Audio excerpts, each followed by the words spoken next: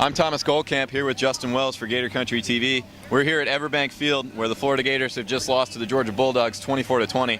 Justin, obviously the big story tonight was quarterback John Brantley's return. Yeah, well, Thomas, it was a little crazy there before the game. We didn't even know if he was going to be playing.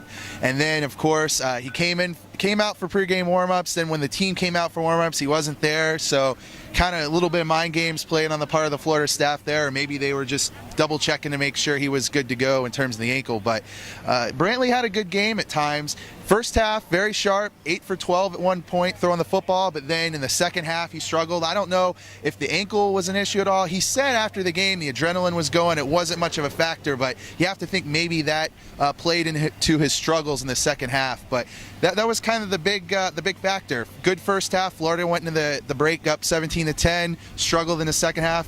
Not just Brantley, the entire offense. And of course, we come out of here in Jacksonville tonight, and the Gators are 24-20 losers. Right, I think you're right. I think the ankle was affecting him a little bit. He seemed at one point in the second half to be limping pretty noticeably. But you're right, he started up very well. The Florida offense came out and moved the ball really well. Got up to a 7-0 lead, and then they gave up a field goal. So it's 7-3, and then Jeff Demps has a huge kick return. So everything looks like it's going right for Florida. Looks like your normal Florida-Georgia game where Florida's going to come out and kind of set the tone. But some really costly turnovers really hurt Florida. Chris Rainey fumbled the ball right before halftime, deep in Florida territory, and Georgia was able to take advantage and come up with a fourth down touchdown pass that really kind of gave them some momentum going into halftime. And something interesting we learned after the game, Thomas, almost the whole game Florida was exclusively playing out of the shotgun. We found out that it was actually because of the ankle injury to Brantley, they couldn't play out of the I formation, and that probably had a lot to do with the struggles in the run game. Yeah, that definitely limits you a little bit, when you can't back out of the I and hand off. Florida's coaches said, because of that, they kind of wanted to try to work the running game on the perimeter a little bit more. Felt like Georgia had some big bodies inside that they could exploit the outside running game, but that really didn't happen. But you also got to give some credit to Florida's defense. Yeah, they lost by 4 points tonight, but you look at the stat sheet, and Frankie Hammond also had a crucial fumble, in the third quarter that ended up in 7 points for Georgia. So you look at that, Florida's defense really only gave up 10 points. Had probably one of their better games. The defensive line was able to get some pressure. So obviously you have some things you can build on going forward. Yeah, 3 sacks tonight, and they held Aaron Murray under 50% in terms of his completion percentage. So not a bad day for the Gator defense. So looking forward to next week. Obviously, Florida is out of SEC contention at this point with 4 losses. How do the Gators regroup and go forward from here? Well, they got to get back to basics, and they got to come to play next week against Vanderbilt, because this isn't the Vanderbilt of old. They gave Arkansas a run for their money today.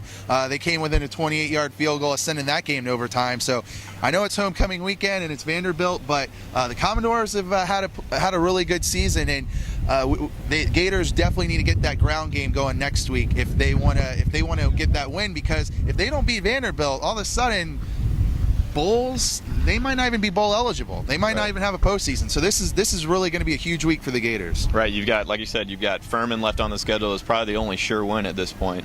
So yeah, you're talking about a Florida team that is kind of reeling at this point. 4 straight losses, didn't win a game in October. They've really got to regroup and kind of take things forward going into the Vanderbilt game. Yeah, absolutely. And when you look at Vanderbilt, they've played so well under James Franklin this year. They're going to come with a lot of enthusiasm. The coach shows it, and the team's kind of embody that as well. They're going to be a tough opponent. If Florida does not play well next week, they could leave the swamp with another loss. That could be 5 in a row. Right. We'll see how that turns out. That game will be at 12:21 on the SEC Network next week. Florida's homecoming game.